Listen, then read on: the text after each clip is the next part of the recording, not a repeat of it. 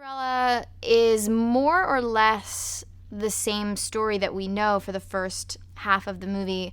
And then, of course, the second half is when all the characters have to come face to face with the consequences of their actions. And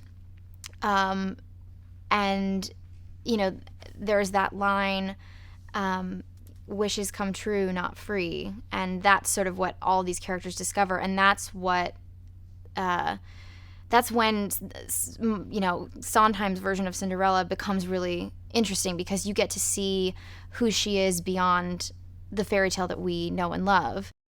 I think across the board, everybody was just feeling like, how did I sneak into this cast? Like, just feeling so lucky to be there.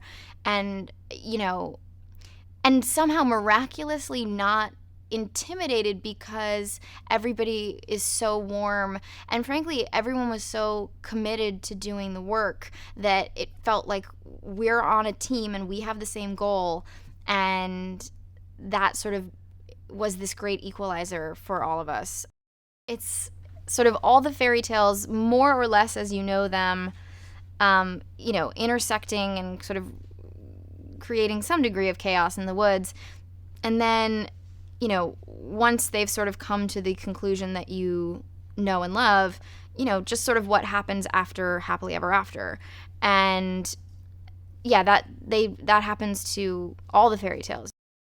I certainly get the sense that it's like more about the fact that you can't navigate the unknown. You know, you can't, like, if you walked a path the next day, like, something would be different and you'd get lost along the way. But, you know, that's because the woods are about being courageous and traveling into something that you're afraid of. Every character has something that they need, and the woods sort of represent the way to what they need, but, you know, but also the fear of what that path will actually lead to. And so there's, you know, a certain amount of courage it takes for each of these characters to venture into the proverbial and literal woods. And of course, for Cinderella specifically, it means something very special because that's where her mother's grave is. And so that's where she goes to make her wish and ask for help. And it, you know, which of course is really beautiful, because her mother keeps asking her, are you sure this is what you want? And, you know, like with so many people in so many situations, it's yes, I'm absolutely sure, until you get the thing that you want. And, you know, and then you actually have to make a decision. Each of these characters gets what they want, and then there are, you know, unforeseen consequences to all of those things happening, but they've all learned something about themselves and about the world. And you know, so none of it is wasted, and none of it, you can't look at anything and go, it shouldn't have happened. And even though all the characters question that themselves, that they shouldn't have done what they did, you know, it's about just life moving forward and learning everything you can from every situation. The idea that wishes come true, not free, is not saying that you shouldn't go after what you want and that they aren't beautiful and, you know, that your dreams don't come true, but just that, you know, things change and things are different, and you have a different set of problems when you get what you want sometimes.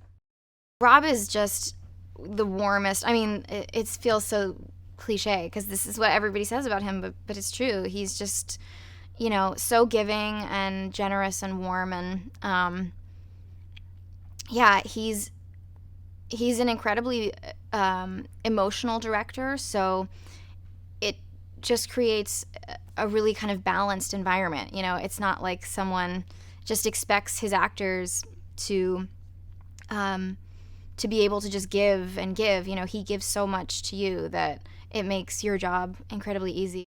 He updated it to be in the present tense, which for people like me who knew the song well, it's like a little bit of a weird thing to wrap your brain around when you're used to the other lyrics. But it was great to be, well, great and terrifying to be in the recording studio and have Steve and Sondheim just kind of knock on the door in between takes and hand you like freshly scribbled new lyrics to Steps of the Palace. It felt like, Jesus, like history's being made here. You're writing new lyrics for the movie version of Into the Woods, and I'm just singing them. I don't know what's happening right now. It's incredible. Nice is different than good is such a great line, and it's a theme that is sort of recurring. And in The Last Midnight, you're so nice. You're not good. You're not bad. You're just nice. And yeah, it's sort of about everybody thinks of themselves as the good guy, and we just want what we want, and when we get it, great, I'm a good guy, but you can be a good guy, but it doesn't mean that you're not capable of hurting people or getting other people hurt. And yeah, it's like you can live as well and as honestly as you can, but no matter what, people's desires get in the way of each other's. And so that's sort of what all of these characters have to reckon with, is the idea that they self-identify as the hero and the good guy. But but being nice doesn't mean that everything's going well for everybody else. Ladies and gentlemen, you're watching Hey You Guys! Hey You Guys, huh? Hey You Guys. Is that from the Goonies? It is indeed, yes. Nice.